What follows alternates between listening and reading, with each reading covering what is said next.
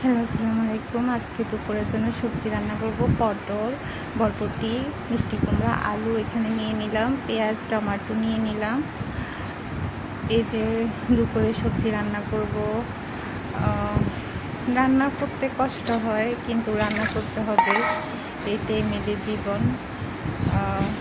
এই তো আমি এখানে টমেটো কাটতেছি, সব কিছু কেটে নেব। তারপরে এইখানে আমি করলা, আলু কেটে নিলাম। এই তো সবজি যাবতীয় কেটে নিলাম, টমেটো, পেঁয়াজ। এই তো এগুলো আমি ধুতে নিয়ে আসলাম। মাছ, করলা, আলু রান্না করার জন্য যে যাবতীয় জিনিসগুলো আমি নিয়ে আসলাম ধোয়ার জন্য। এই তো এখানে চাল। এই দুপুরবেলা রান্না করতে হয়, এটাই মেয়েদের জীবন। এই তো সবজিগুলো কাটলাম, দেখতে অনেক সুন্দর লাগতেছে। এই রান্না বান্না করতে হয় আর কি।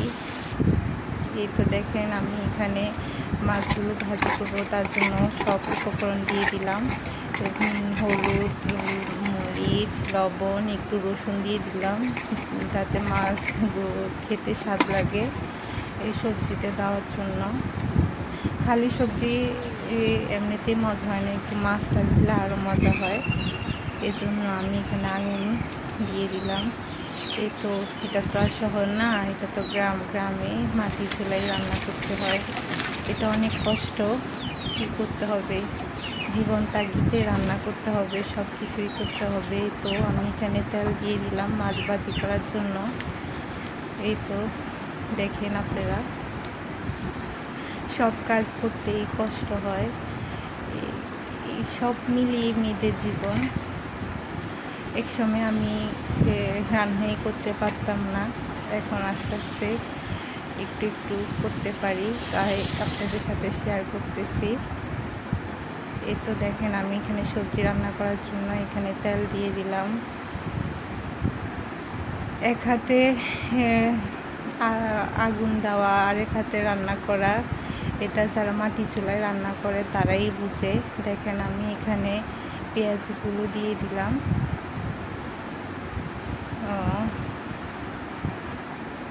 এই তো এখানে আমি একটু নেড়ে চেড়ে নিতেছি, পেঁয়াজগুলো বাদামি কালার করব। এখানে আমি টমেটো, পেঁয়াজ, তারপর হলুদ, মরিচ, যাবতীয় অনেক কিছু দিলাম, রসুন, সবজি রান্না করার জন্য।